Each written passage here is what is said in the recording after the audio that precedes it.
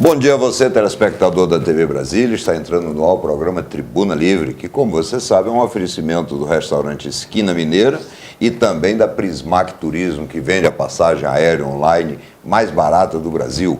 E hoje nós já vamos começar falando um pouco de esporte. Nós estamos até satisfeitos, né? Agora nós estamos voltando. Porque vamos falar do Campeonato Carioca? Parece que no sábado, meio escondido, meio clandestino, né? O Fluminense passou por cima do Flamengo, meteu 3-0, até com gol de gordo, né? Até com gol de... O beijo do gordo e tal. Gozação de tudo quanto é tipo. Mas isso aqui é bom no futebol, né? E a desculpa do Flamengo é que, dos flamenguistas, é que o Flamengo jogou treinando para Libertadores. Mas treinou mal, né? Porque treinou mal também lá pro Leão, né? Mas a verdade é que o Fluminense se reforçou em alguns setores, não todos. Você vê que fixou o Elivelton, né, na zaga, né? Tirou o Leandro Eusébio, né? Aquela o quê? Aquela coisa. Aquela coisa. Parece que o retorno do Valência deu uma consistência maior à proteção ali da defesa, né? E o Rafael Sobis voltou a jogar, né?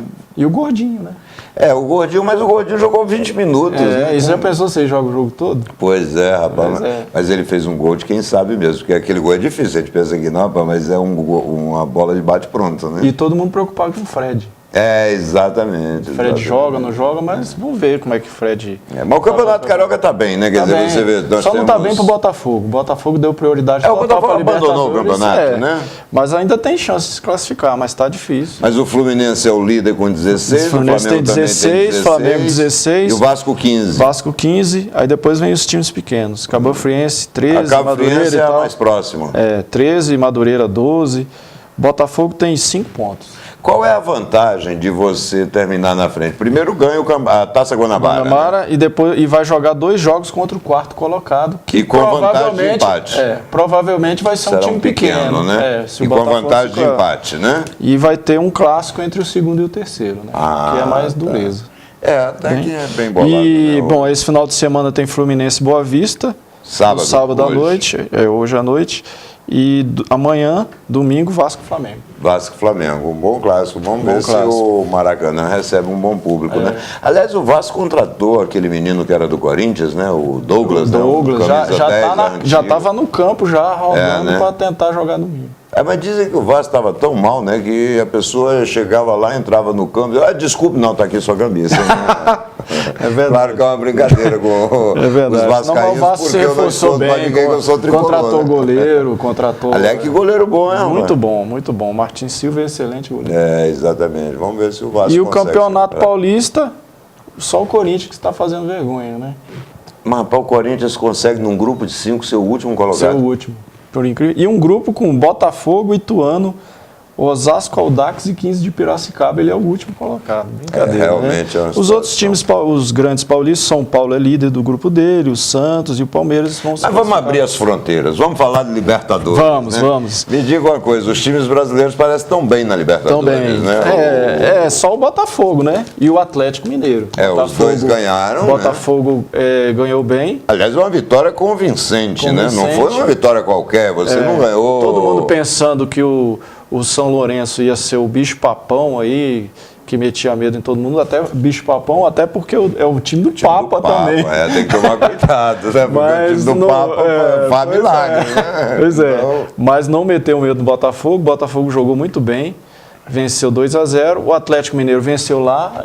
O Zamora, que era o time do Hugo Chávez, né? Isso, exatamente. Não jogou muito bem, mas deu para o gasto para conseguir a vitória.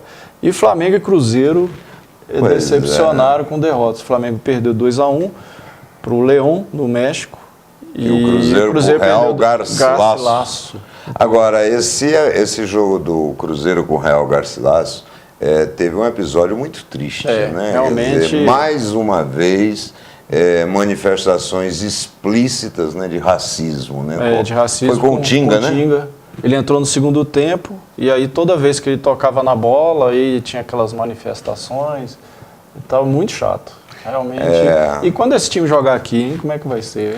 Isso gera tudo violência no futebol também. Eu acho que a torcida do Cruzeiro poderia dar uma resposta, um tapa com luva de pelica, né? Uma lição de cidadania, né? Exatamente. Eu também, vamos ver. Mas eu acredito nisso. Que 2014, anos depois que Cristo passa nessa terra, né?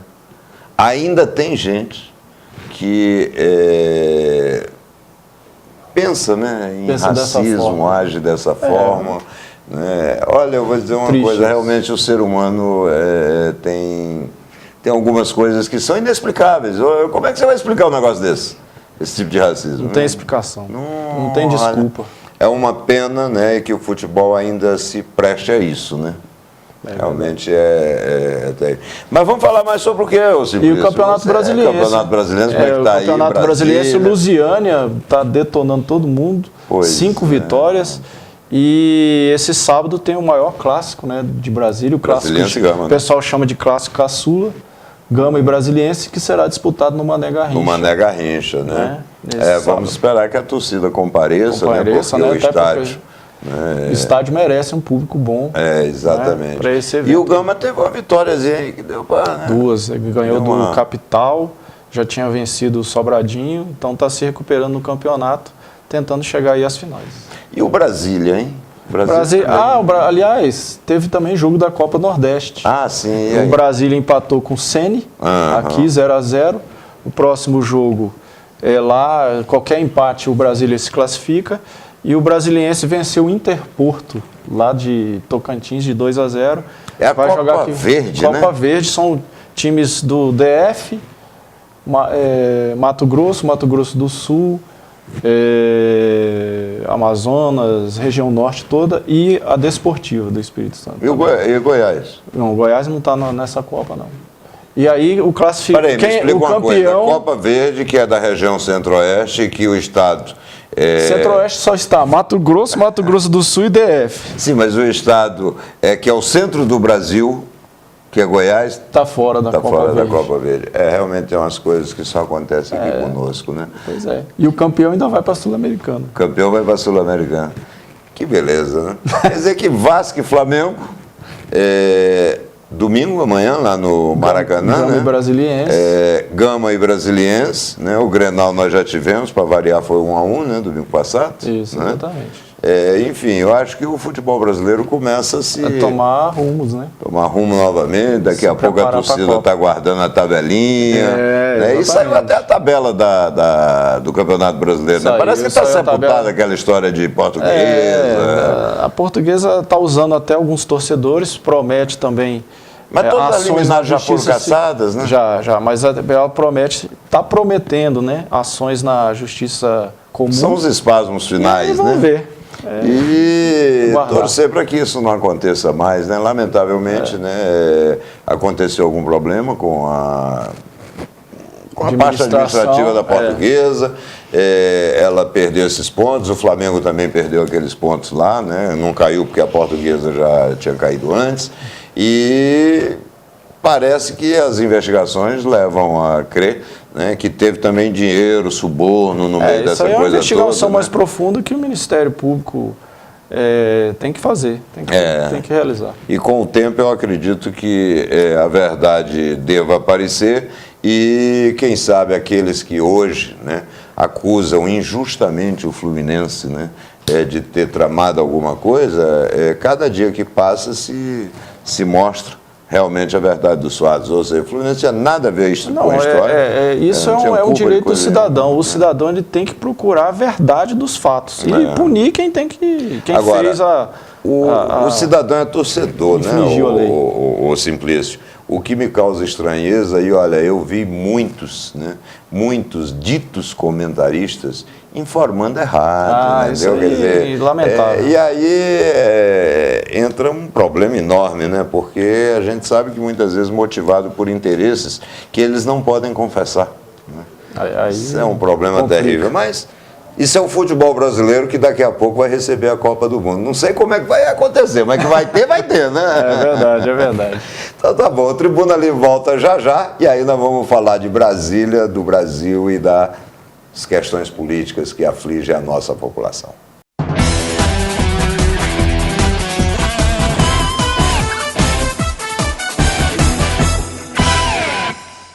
Bem, estamos de volta com o Tribuna Livre e agora vamos falar um pouquinho também sobre o direito do consumidor. E para falar sobre o direito do consumidor, nós temos hoje, né, o Dr. José Vieira. Aliás, hoje não, como sempre, né? O Dr. Vieira sempre orienta, né, os nossos telespectadores, mas hoje ele conta com uma ajuda assim, substancial, né, e bela da doutora Roberta, né, que também vamos trocar, né, algumas impressões sobre essa questão do direito do consumidor. Mas o Vieira parece que anda chateado com o povo na fila, né? E aí, Vieira, como é que estão as coisas? Bom dia, doutor Raimundo Ribeiro. Bom dia, doutora Roberta. É verdade. O consumidor, aliás, essas reclamações de demora de atendimento nos bancos continua sendo recorrente. Porque o consumidor, ele vai ali para realizar algumas necessidades suas. E queria esclarecer, doutor Raimundo Ribeiro, que, na verdade, o tempo de tolerância são 20 minutos. O tempo de tolerância é numa fila de banco, por exemplo, são 20 minutos. 30 minutos é no caso quando, em períodos de pagamentos, que às vezes o banco recebe uma quantidade de clientes e um número bem maior.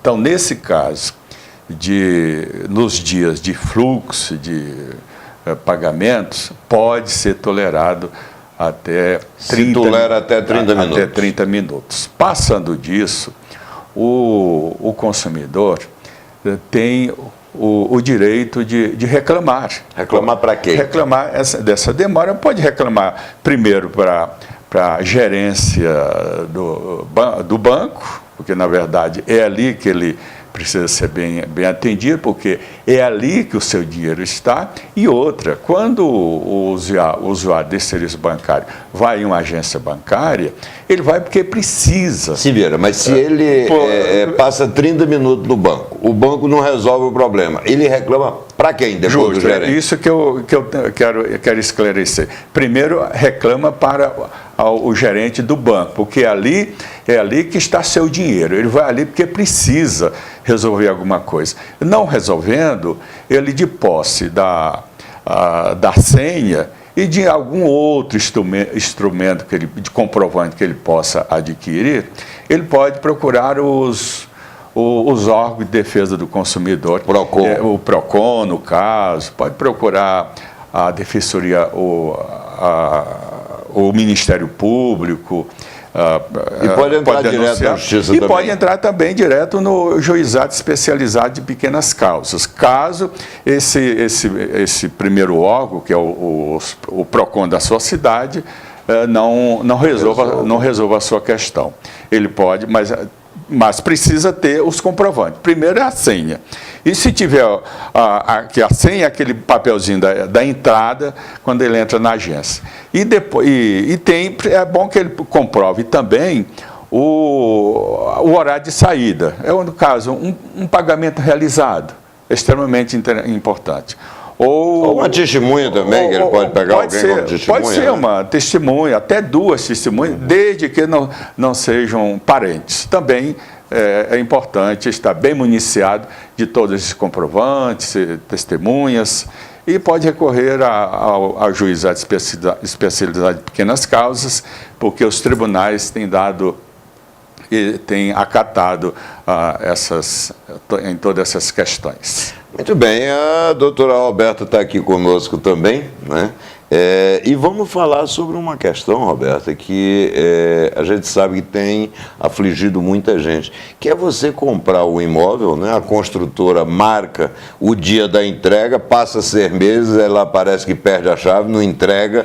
E aí, o que está acontecendo? Parece que isso é uma coisa corriqueira, está acontecendo, principalmente em Brasília, né? Acontece demais, né?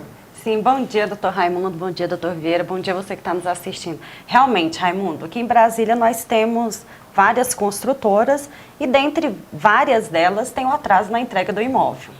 O que acontece? Quando você perde aquele prazo, a construtora perde o prazo da entrega do imóvel, o comprador ele tem que recorrer ao judiciário para solicitar aquela quebra de contrato. Cumprimento daquela obrigação, né? Que está ali expresso no contrato. Ali tem a multa, né, que vai ser aplicada à construtora e todos os juros de mora, tudo aquilo que o comprador tem direito.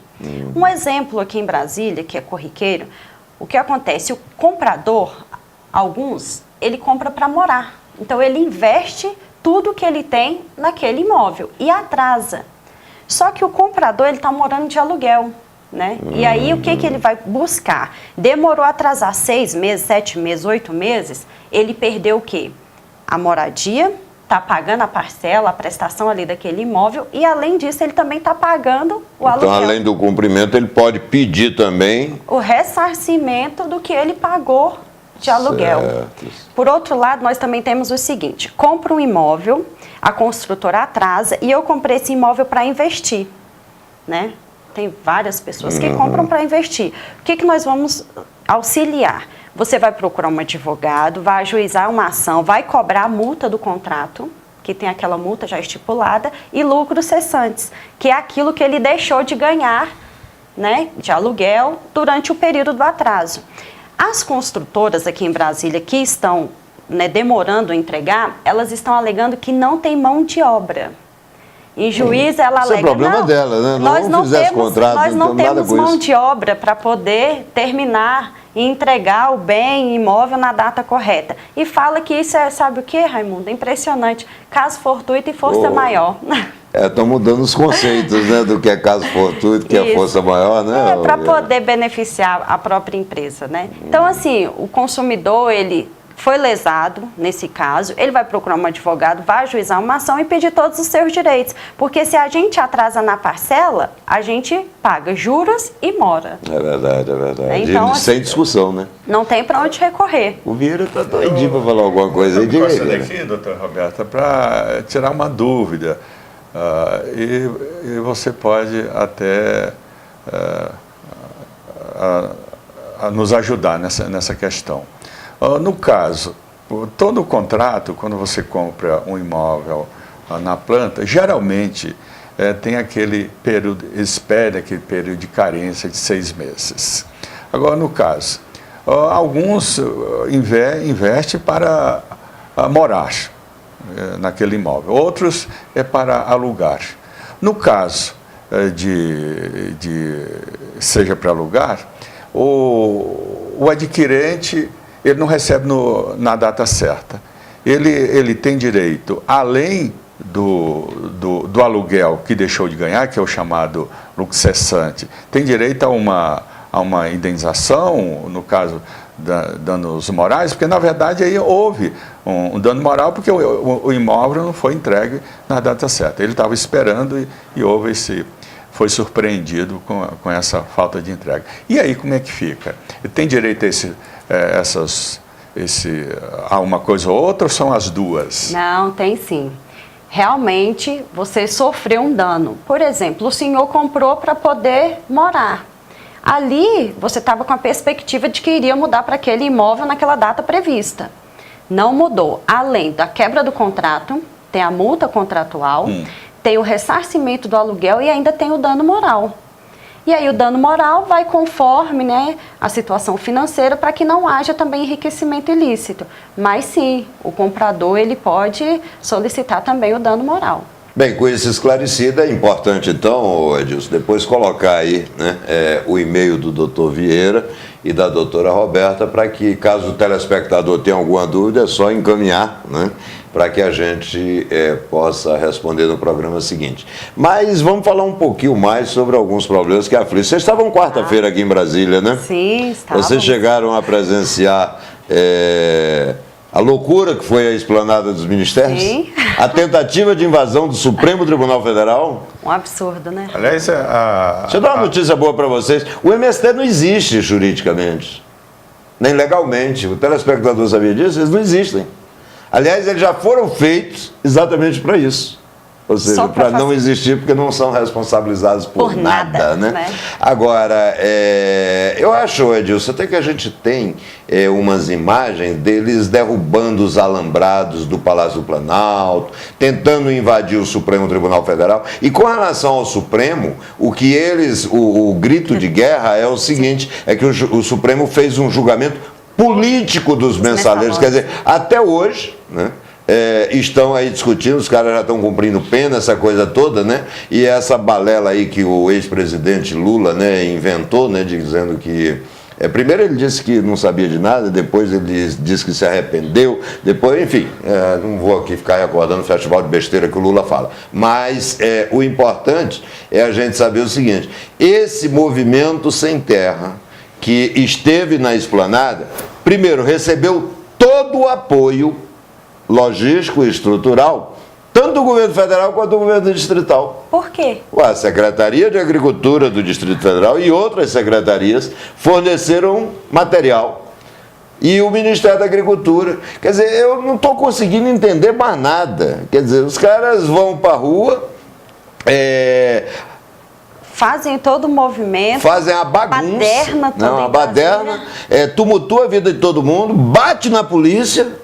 Aliás, eu acho que agora o Agnello conseguiu se vingar dos policiais. Ah, agora sim, né? Quer dizer que então, ele conseguiu. Quer dizer que então, doutor Raimundo Ribeiro, o governo pagou para que o MST aparentemente fizesse toda essa baderna para a nossa Suprema Corte parar de trabalhar? Foi isso então? Foi isso. Porque, na verdade, a decisão... O Supremo teve que fechar suas atividades ontem em razão de decisão do MST. E uma atividade promovida pelo próprio governo. Exatamente. Bom, com apoio do governo. Com apoio do governo? É difícil acreditar uma situação dessa. Mas olha, o Solano, não sei se vocês lembram, mas o Solano, há um ano atrás, ele disse aqui no programa que o governo federal quer que a situação chegue ao caos, que já estamos, né, já chegou, para que o governo justifique algumas medidas de força. E isso já começa a acontecer. Você sabe que agora nós vamos ter um AI-5 padrão FIFA, né? Porque tudo é padrão FIFA agora, né? Quer dizer, está em gestação, né? Um projeto de lei que coloca como 30 anos de cadeia a pena para os manifestantes. Quem quiser se manifestar, quem achar que a coisa está errada no Brasil, pode pegar 30 anos de cadeia. Pena. Vira criminoso. Agora, quem rouba dinheiro público, não, esse passa só 5, 6 anos. Nesse ponto, doutor Raimundo Ribeiro e doutora Roberta, eu gostaria de dar uma opinião que, na verdade, todo cidadão, principalmente os que trabalham na área do direito, há de convir que o Brasil precisa de uma legislação que proíba os excessos.